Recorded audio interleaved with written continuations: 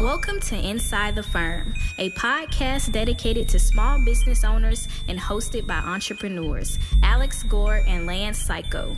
Each week, they take you on their journey of how to start, run, and grow a business by bringing you inside their architecture and real estate development firm.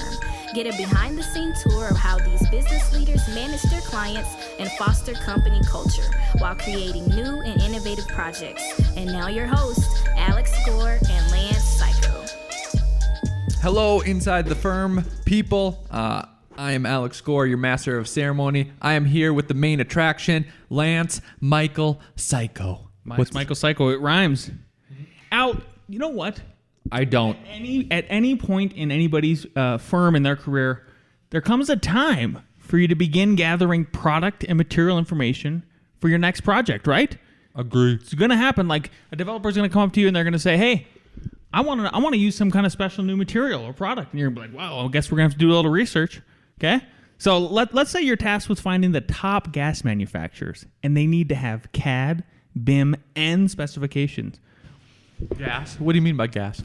Gas fireplace manufacturers. Nice. Wouldn't it be nice if there was a search engine that showed you who has the data you need? There is. And it's arcat.com, the #1 most used website for finding building product information in the world. Search for a product or even a CSI section and get a list of manufacturers and the data they offer. Even better, you can download all that technical data for free. I love it. For free. You don't even have to register to use ArcCat. Save your firm time, money, and frustration and go to arcat.com to start building better content today. I actually love that, that you don't have to register. It annoys me when I go to the manufacturer's website. I have to create a login, and they get my email, and that's fine. It's annoying. You know who agrees with you? ArcCat. And Robert Wygant. Yeah. Oh, really? And that was his idea. Yeah, as far as I know. Good for him. As far as I know, yeah. So, Al, that's ARCAT.com. Arcat.com. Get it. All right. Okay. Lance, repeat clients are the best. Repeat clients are the best. But you say avoid sour taste in their mouth. Yeah. How do you do that? That's the key. I think that's the key, right? So we have, I think, how many times has one of our favorite Boulder clients, no names, have we done work for him? This is the fourth time. Yep, this is the fourth time now. And so I actually posted this question about this product typology in the Entree Architect community. If you're not in that Facebook group, it has over 5,200 members right now. You are not doing yourself a favor as a small firm architect. Go over there and check it out. But I posted, what should you charge for, should you give a discount for a nonprofit? So that's the fourth one that we've now secured with this client. And it proved to me, one more time, the value of repeat clients.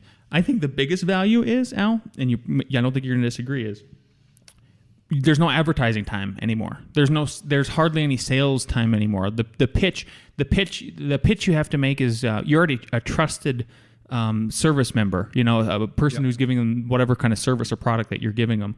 That's all out of the window, right? And they know kind of what to expect for your fees. So like, there's not this shock value. Nice shirt, by the way, Monograph. Oh, we should talk about that. Yeah. No, I've made 4 pitches this week that you don't even know about because our website is blowing up. I don't even know about it. You don't even know. Our website, I've been getting 4, I have one I haven't even talked to, 4 to 5 this week, just through our website. New sales contacts, yeah? Yep. Inquiries, yep. And I feel like I've been saying the same thing, like, this is why we're good, this is why we're awesome, I'm the coolest man on the planet. Look at me. Look at me. Discipline equals freedom. But with repeat clients, they already know what you bring to the table, so you don't have to go through that spiel again. Not that that's a burden, but if you're doing it, I think one day I did it twice in a row, and I just felt like a record. Yeah. How do you keep them? So then, to answer your question that I didn't answer, okay? I didn't ask how to avoid sour taste in their mouth. You and I were talking about this earlier in the week, and that is, when's the last time you guys said, "Hey, I'm going to charge you extra money. I'm going to do extra services for you"? And to me, that is one of the biggest things is if you can avoid giving them a sour taste in their mouth, and some of the biggest ones are if there's a big change at the end or something like that, and if you have enough fees to cover it, and you're just like, yep, no problem, we're just going to take care of that. Right. We're just going to take care of that problem. We are here to be the buffer between you and whatever jurisdiction we're trying to get the permit through, maybe there's even engineers, whatever. You're trying to make their job as their position the least stressful position in the equation. Mm-hmm. I like that. On one of these projects, we're going to have to eat it because we're going to do that. It's a mountain house. You probably know it. It's just so big of a project. Yeah. You're at that point now. You got to do it. We're at that point. It was so big that some of the details, you know how we like to do 3D foundation plans, and this one is on a step foundation. So it was so big we didn't do that. And normally we do that. So we didn't have the fees to do that. So now they're asking questions like, where do the wall heights go on? And it's there. So you're just doing it. And so we're like, okay, we're just going to do it. And you know what? I'm predicting that within 1 year of the recording this podcast, this is August 23rd, 2019, that we're going to cite that specific project and that client, and they're going to turn into a referral or a repeat. Watch, it's going to happen. Yep. Because they're going to be like, man, they just took care of it. They just take care of the problem. I'm not saying bleed all day long, but just know that there are certain times where I think it's appropriate for you to go like, we're just going to take care of this. Don't worry about it. You have to, there's some kind of like, I don't know how you develop that sense of it. I think it's just experience of like, when can you feel the pressure building up and all of that. And then you just got to make an executive decision now. Yep. I got some good news and some bad news for you. What's the bad news? I'll start with the good news. Okay. I have to start with the good news. The good news is I'm wearing Monograph sent me this t-shirt. Monograph.io, check them out. I like their software. I like how it works. The bad news is, as of now, F9's not going to use it. Why? And the reason why is, when Google makes a product, have you ever heard this concept? I'm sure in different areas, but 10x. Right? Yep, 10x. It has to be, so every time they make something, it has to be 10x better than their competitors. Mm-hmm. And it doesn't happen all the time, right? Maybe it's 4x, 3x. But the reason they do 10x is because there's such an effort in transitioning to something else that it has to clearly be better. Monograph has some things that are clearly better than the way that we're doing it. Mm-hmm. But for us, the way we operate to transition, it has to integrate into our whole system. And the 10x solution, which they say that they're working on, would be a timer. Oh, okay. Because I need for our firm, and I know this is true for all the guys. So your opinion isn't really necessary, only because I know how everyone operates, right? If there was a timer, then everyone would be in it all the time, and it would just be a seamless operation, and then it would be a no-brainer to transition. But since there's that extra step, and then it's a trade-off between the way we're doing it and the way they're doing it. Well, that's, maybe they're doing a 1.5x, but that's not enough. That's not enough. So if they ever do, I'm sure they'll let us know, and then I'm sure we'll give it a try again, and then I'm sure we'll shout it out and be like, hey, this is working for us. It might still work for you guys. Because there's so many people that don't do it the way that we do it, where they have a timer, they put in their hours and they log them. If you're just doing it that way, I would say Monograph will work very well. In other words, so just to clarify for me, timesheets. So like if you're filling out traditional timesheets, even if you're just filling out a spreadsheet, like you go to put it in a Monograph sort of manually. Exactly. Okay. But if your firm is doing that, then why would you not go to Monograph? Like they're already then giving you, from that perspective, 10x. If you're operating off of a timer, it's just an extra step that, And maybe it's for the other thing I would add on to that is maybe where at some point I would like to have, we talked about this, an administrative assistant. I wouldn't call this person a secretary in that sense. I would say an administrative assistant. They take care of pretty much full-time administrative tasks like that. So then that would, if we had that and they could say like, okay, guys and gals, export your time off a toggle and this week, and now we're going to put it into Monograph. That's just something I don't think we honestly don't have the time. And they don't have the time to do it either. That's just another step. Our employees. Yep. Correct. Yep. So either we'd hire someone that would do a lot of other things, but also that, then that would make sense. Or they make a timer. Yep. Yeah. Yep. Yeah, cool. Have you heard of the book Only the Paranoid Survived. No, Survived. but I love that. I love that title. So, is that what you're reading? No, Are you thinking about reading it? I'm not reading it because it's not on Audible. Oh, I thought you were a reader, though. I thought you can actually sit down and do it because you don't have ADD like me. I can, but at night, I'm either reading like NASA stuff or Cayko stuff or, stuff that's different. Anyways, it's Andy Grove, and he was the manager of Intel.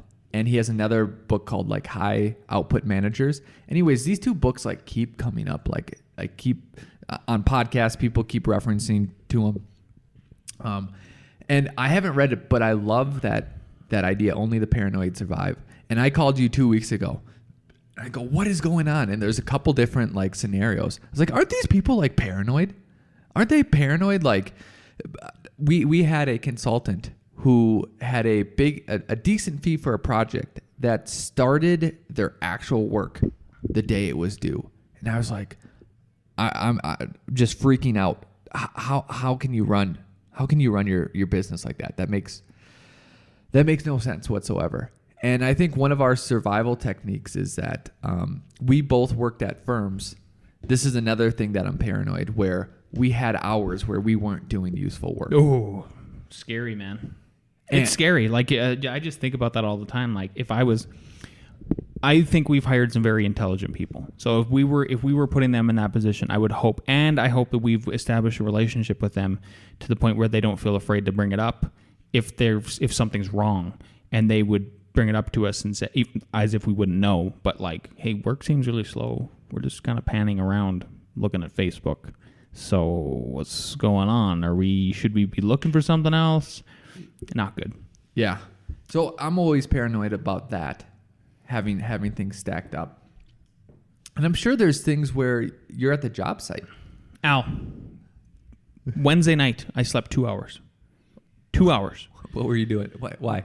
Thinking about all the stuff we've been talking about, all these little details that I've had you out to look at, running through my head, thinking about, okay, if there's 122 doors to install, can we get it down to a half hour? Because we're self-performing the interior doors and the trim now. Can we get it down to a half hour? What does that mean for manpower? Oh my God, are we going to be able to make this deadline? Blah, blah, blah, blah. Just non-stop those things, playing out the sequence over and over in my head. It's not, so that's the stuff I'm paranoid about, right? But even like that plumbing. Remember you told me about the plumbing story about testing? About testing it? Yeah. What do you mean? You're going to have to remind me, sorry. So the plumbers were going to do one unit, and then they were going to do all the other units. Oh, and they yes. So what did you tell them? I told them, don't do that. Jump over here. I need you guys. The order of operations has been, everybody has their, I'm finding out with all these subcontractors is that, all of them, they all want to tackle the hardest things first, which I think is insane. Because if anybody's listened to this, if you're a repeat listener to this podcast, Alex and I preach fundamentals first, right? Crawl, walk, then run. So why wouldn't you tackle the task that's the easiest to do and repeat it and do it well, and then move up from there to levels of difficulty? They want to move up from levels of difficulty. They want to start at the hardest thing and then go backwards.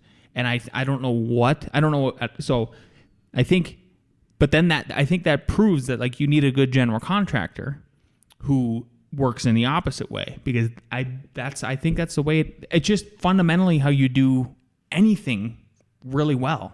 Well, let me play devil's advocate. One big business book is called Eat the Frog. So it's saying take your hardest task, do that first. Another one that we've heard from your former boss is like find the biggest problem and run head at it, right?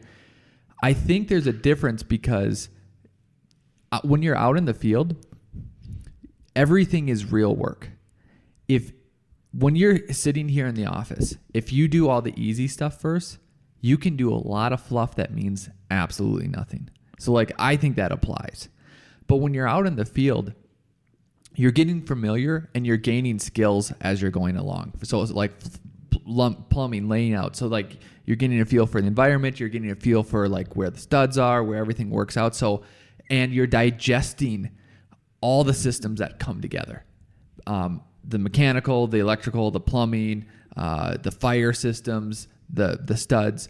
So in your mind, when you're out in your field, this is how it makes sense to me, is that if you do the easy stuff first, once you get to the hard stuff, you're so familiar and so comfortable in that environment, you probably have a great solution for that hard stuff. Yes. And I think that's a key difference, because people will hear, I'm sure you could rewind 40 episodes and we would say, find the hardest problem and run at it. I think there's a difference in the environment. And the environment is, if you're sitting in the office, you can sit and mess around and say, oh, I'm going to do these area calcs, when really you should be figuring out the height, because you're going to break the bulk plane and your whole project is going to explode. Correct. It's level of so the analogy is it's the level of problem, right? So the how big the problem is and how severe. There you go. That's the word I'm looking for. How severe the problem is, right? So in construction, the problems that are most severe are what is in the critical path, meaning, right? You know what I'm saying? So that's where you are running out of problem, right? Like, are the next two subs going to be held up by this one sub because they screwed up the flashing or they didn't do the flashing, and therefore the whole sequence is in jeopardy? Yes. That's when you run right at it. But if there's nothing in the critical, if there's nothing to tackle in the critical path, then start from the fundamentals. So back to the plumbers, the idea was, hey, plumbers, understand that I need to CO these units first.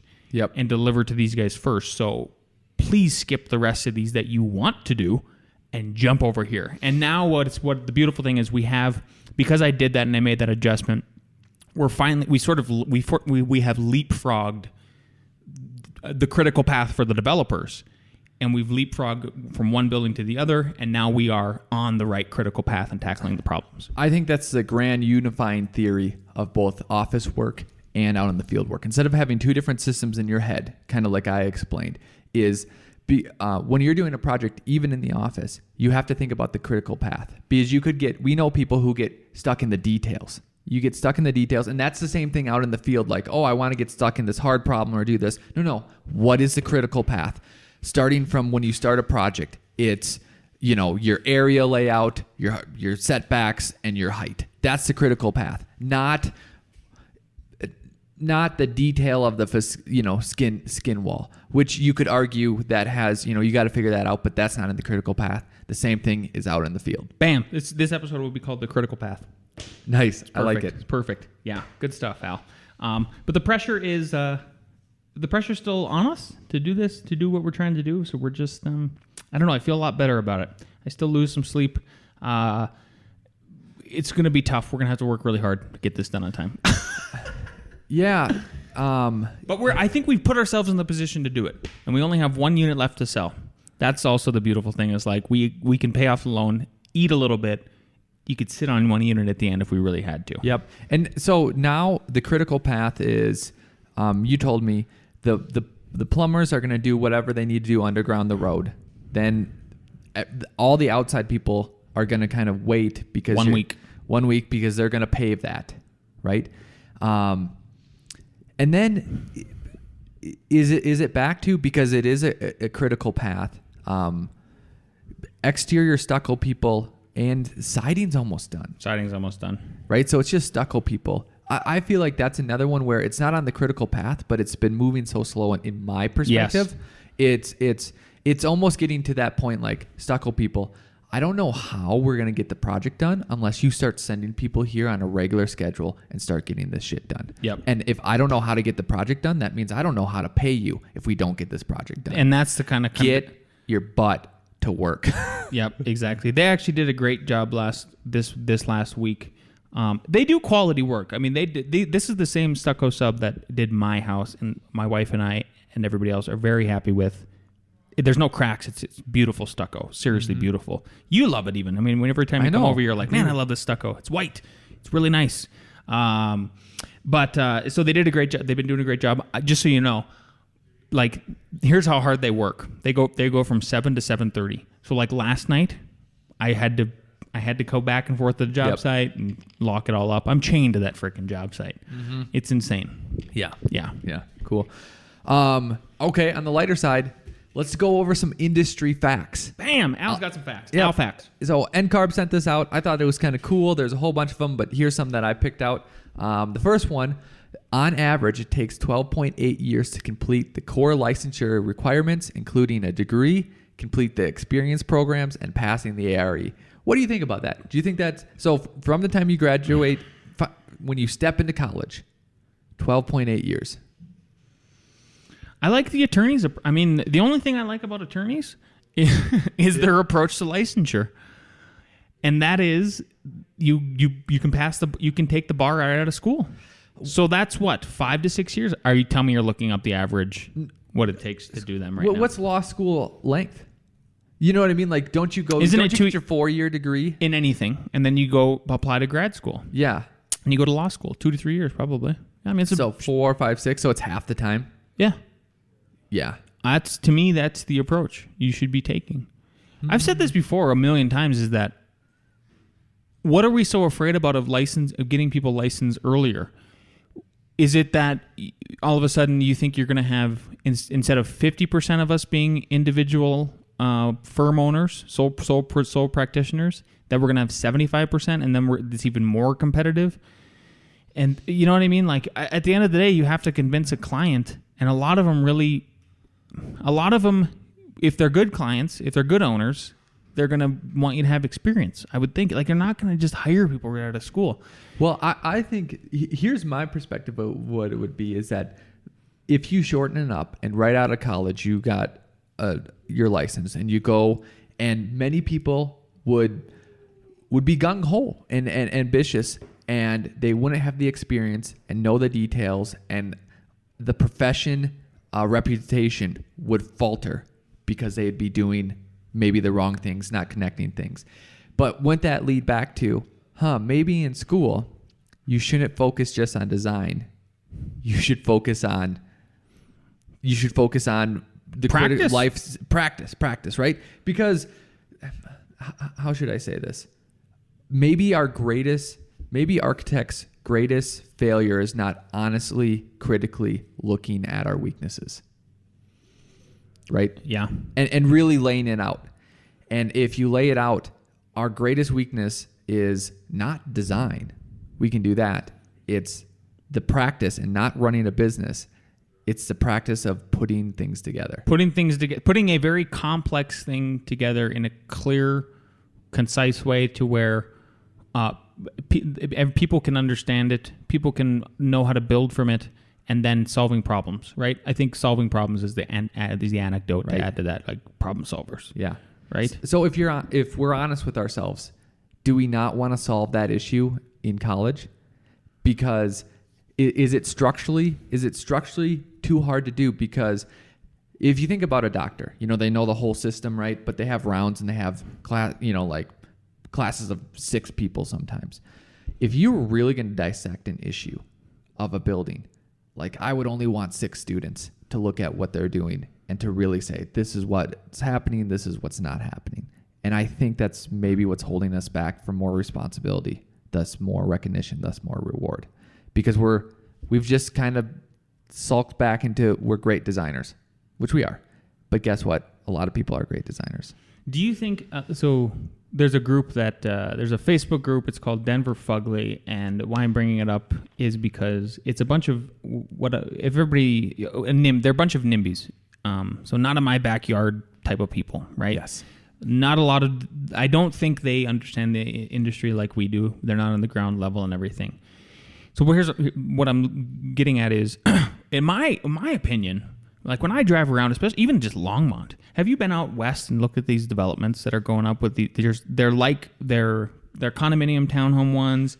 There's ones out by like Airport Road, and they're little single family homes, but really well done. Like they're like what we consider like modern farmhouse craftsman, sort of this hybrid, huge windows, little skinny guys, beautiful proportions. Yep. Like, builders are now doing this stuff. And then you see in like some of these online forums that you and I are in, where people will complain about, like, yeah, there are some bad examples still going on, like McMansions and stuff. But from my anecdotal experience and perspective, I feel like we're the level of design and quality is so much better than where we were at in the 90s overall. Absolutely. Don't you think? Absolutely. So to go back to the point of like, all right, don't not keep teaching design, but man, if you can layer on this practicality thing, if you can layer on the practice. Here, what do you think about this as a concept? So NDSU has 5 years. You get your master's in architecture. And I was even going to say before I said this was like, in the 90s, architecture in Minnesota and North Dakota, Junk. We can say we're from there. But now you look at firms like JLG, what's going on? I even went through your stupid Oil Town and even some of the warehouse buildings. I'm like, oh, they did something cool there. Yeah, like the facade, yeah. Yep. And I'm saying stupid in jest. Everyone knows I love it up there. So NDSU is doing a great job in a 5-year accelerated master program of design. I think they do pretty decent in the details too. But if you wanted what you're talking about, which I also agree with you get your degree afterwards, I would have design school. License. He meant license. Keep License. 5-year design school, right? And then a 2-year professional school. And at the after that 5 years, like we know plenty of you're great at design. You're great at design. You're doing awesome. 2 years of professional where it's literally 6 to 8 people. Not only maybe are you studying for the test, but you're going over details. You're going through connections. You're going through rules. The first year you're reading the I.R.E. The second year you're reading the IBC, and you're applying it to your projects. I love it. That's a professional. Man, you are reading it too. I'm serious. Like chapter by chapter. It's a course. It's a 3-credit course. Yep. You get quizzed. You got to take a test. Yep. It could even be open book. I don't care. I don't care either. As long as you've tabbed it. I mean, and treat it like it's the. Yeah, I mean, what's so wrong with that? I think that's a great idea. You go from basically 13 years down to 7 years, but you add 2 more years of schooling, and you're increasing their debt. So there's problems with it, but some people are already going to school for 7 years and just getting a master's in architecture. How do you tackle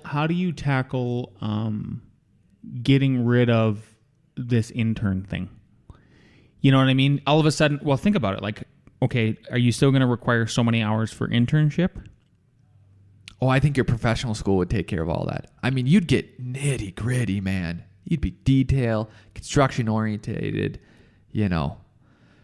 real, like everything. I would want to revamp the test too, but I mean, like you said, you are reading these books and applying them. Yep. Just like It'd be it. Yeah. I love it. Anyways, point number 2. In 2018, there were 115,316 architects in the United States, a 2% increase from 2017. So that's cool. I always wonder, if you have 115,000 architects, how many people are actually in firms doing architectural work? 2 to 3 more times than that? 2% increase? From 2017. Yeah. That's pretty weak. Do you think that's weak? How many do we need? What's the population growth of the United States? I don't know. That's a great question. Oh, you don't even...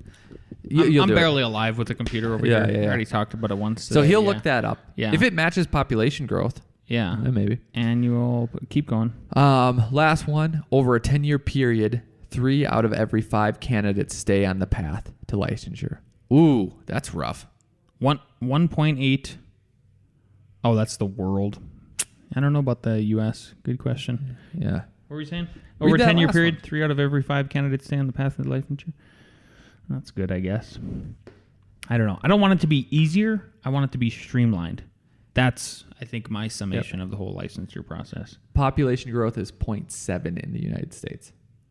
Well, maybe that's 2 more people. That's twice as many architects as we need. Exactly. Just saying. Yeah. So, and we need more architects than developers. That's all I know. Yeah. Do we have Nick? We don't have Nick. I text Nick this morning. Nick did not get back to me. He's out there. He's out there building, fancy schmancy houses. He's doing on great. The beach. Probably sitting on the beach with a margarita. Yeah. Build my building. Like, we can't see you, Nick. You're like 2 inches tall. Oh my god. All right. So let's bring in the guys for A.R.E. Jeopardy. Yes, sir.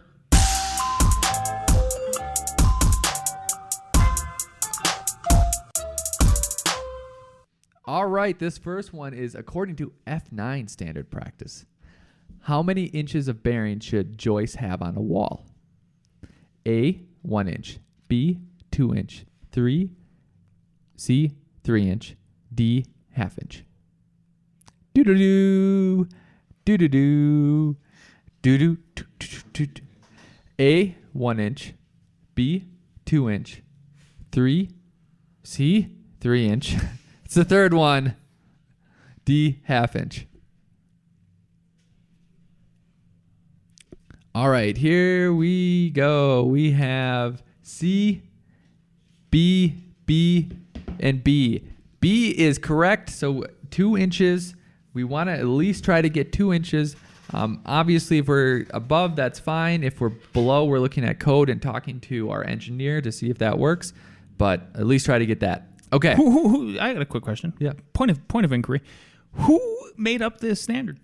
David and I this morning. Ah, okay. That's how it works. That's how it works.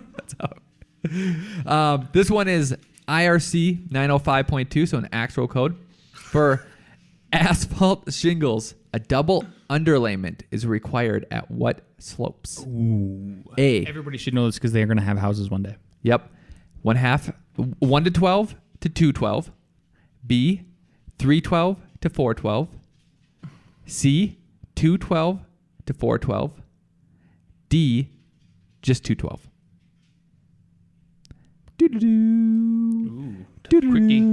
Tricky. Tricky. This is a tricky one. This is a tricky one. Tricky one. C, B, A. It is C, 212. Can't have under 212, and you need it up to 412. So even under 312 and 412. So who had that? Who got that right? Yo. Just one person? So now we're tied. Wow. We are tied. All right. Now for the good questions. Yes. Number 3. What is the maximum square footage of a room that is allowed to have exposed C PVC pipe in it? A, 300 square feet. B, 400 square feet. C, 500 square feet. D, C PVC is not allowed to be exposed. Yeah, that's where it got you. I heard the what? Tricky questions. Any repeats? The answers. Okay. A, 300 square feet. B, 400 square feet. C, 500 square feet. D, C PVC is not allowed to be exposed. That's a hard one to say. C PVC. D. What do we got? We got D, C, D, and D. The correct answer is B. Oh, no one. No one. Wow. Yeah. So you can this expose is sprinkler pipe. Yes. So anybody who doesn't know, C PVC is for fire sprinklers. It's orange at our job site anyway. We tried to expose it, and we exposed it with too much square footage. So then we had to put metal pipe in some places. So that's how I learned about that. Good to know. Good to know. Just a $2,000 lesson there. Just a $2,500 lesson. I think it's $2,200 something. Yep. We paid for it. All right. For practical